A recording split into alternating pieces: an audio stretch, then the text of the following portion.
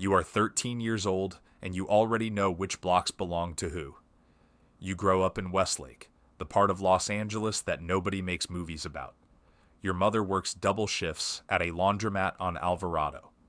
Your father left when you were 4. You have a photograph of him somewhere, but you stopped looking at it around the time you turned 10.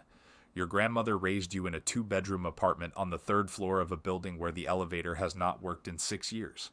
She came from El Salvador in 1989 with $40 and a phone number written on a napkin. She built a life out of nothing. She expects you to do the same. You are not a bad kid. That is the part nobody tells you later. You get decent grades. You help your grandmother carry groceries up the stairs. You know the difference between right and wrong. You just also know that knowing the difference does not protect you on the walk home from school. It does not protect you when 3 older guys stop you at the corner of 6th and Burlington and ask where you are from. It does not protect you from the arithmetic of your neighborhood, which has been running the same calculation for 30 years. You are young, you are alone, and there are people around you who are not. A boy named Payaso starts walking with you to school. He is 16, 2 years older, and nobody stops him at corners. He knows everyone. He makes introductions. He tells you that you are his little homie and that word travels. By November, you are eating lunch with his crew every day. By December, you feel safer than you have felt in 3 years of walking these streets alone. You do not join anything. You do not sign anything. You do not make any decision that feels like a decision. You just keep saying yes to the next small thing until the small things have added up to something you cannot name yet. You are 15 years old and you are a Chequeo. A Chequeo is a prospect. You are not in the clique. You are being watched. Every errand you run, every corner you stand on, every time you keep your mouth shut when a smart person would have talked, it is being logged somewhere in the heads of men who will decide your future. You carry things. You watch things. You report back. You are useful without being trusted, which is the most dangerous position in any organization because you can be used and discarded without consequence. The clique is called Sailors Lacotes Salvatruchus. 7 members. A Palabrero named Dreamer, who is 22 and has eyes that have already seen too much for his age. They operate 3 blocks of retail and a car theft network that moves vehicles to a chop shop in Inglewood. The work is invisible from the outside. A tire shop on the corner. A detail place that takes cash. A food truck that is always parked in the same spot regardless of whether anyone is buying food. You watch and you learn. This is your education. Not the one your grandmother is paying for with double shifts, but the one that is actually teaching you how the world you live in operates. The Brinksar happens on a Friday night in the parking lot of a closed furniture store on Hoover. 6 men jump you for 13 seconds. You know it is coming. You stand your ground and take it without falling and without crying out. Our dreamer pulls them off at the count. He looks at you for a long moment. He nods once. You are in. Your grandmother notices the bruises. You tell her you fell playing basketball. She looks at you the way grandmothers look at boys who are lying, and she does not say anything. The silence is worse than anything she could have said. You are 18 years old and you are a homeboy. Being a homeboy means you are a full member. You have been jumped in, you have put in work, you have proven that you will not run and will not talk.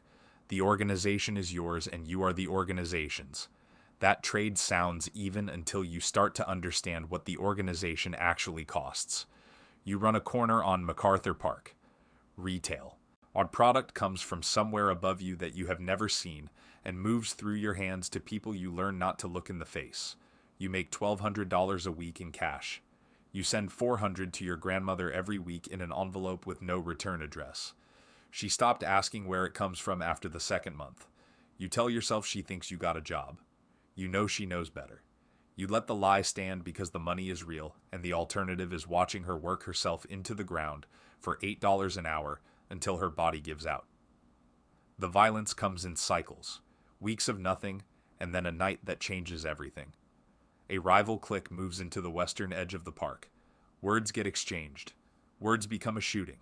A shooting becomes a response. A response becomes a war that nobody declared, and nobody can end, because ending it would require one side to accept a loss that the street math will not allow. You are not a violent person. You keep telling yourself this.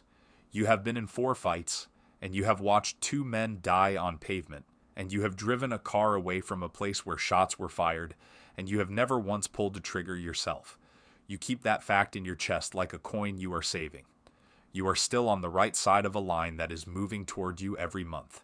You are 22 years old, and the Palabrero of your clique is dead.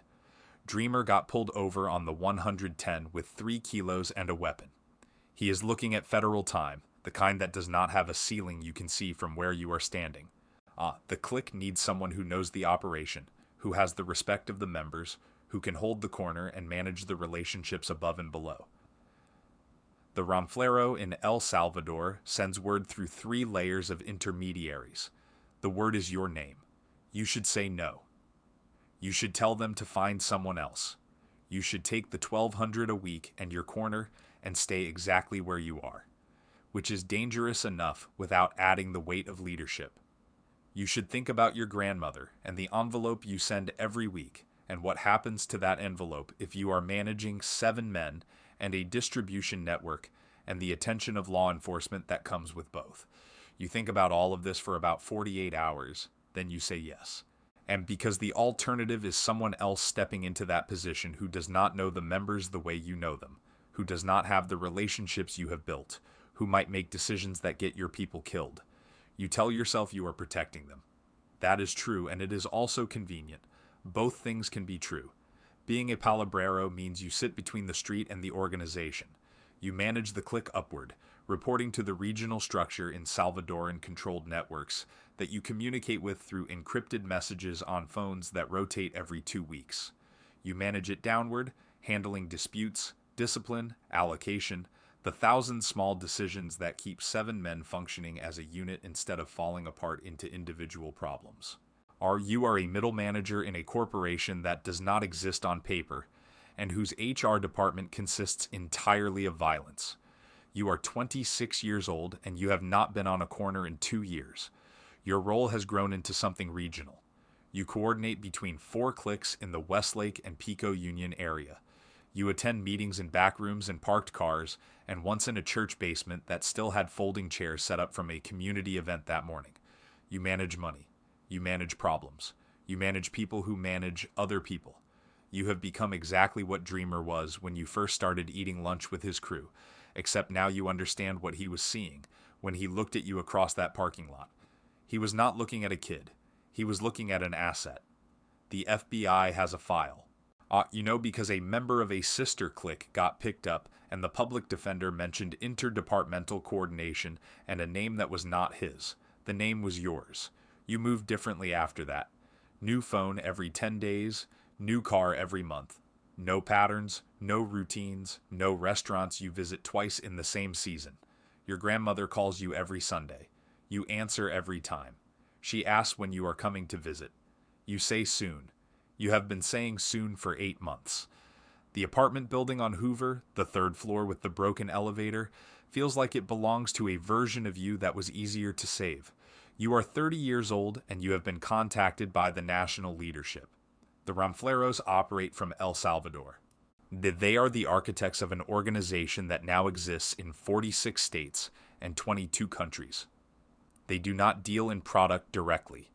They deal in structure, in expansion, in the political relationships that keep the organization alive across borders. They need someone in Los Angeles who understands both the American street operations and the organizational language of the leadership. Someone who has moved through every level and survived each one. Someone whose name appears in a federal file, but against whom nothing has been proven. They are describing you. They know they are describing you. You know they know. The offer comes through a man you have never met in person, delivered in a conversation that never explicitly states what is being offered. You understand it perfectly anyway. This is how the organization communicates. Nothing direct. Nothing that can be read back to you in a courtroom. Everything understood between people who have been trained since adolescence to speak in the spaces between words. You are a long way from 13 years old and a corner on 6th and Burlington. You are a long way from the boy who just wanted someone to walk home with. You think about that boy sometimes. You think about the exact moment when the path forked and you took the one that led here. You have never been able to find it. It was not one moment. It was 1,000 moments, each one small, each one the only available option given everything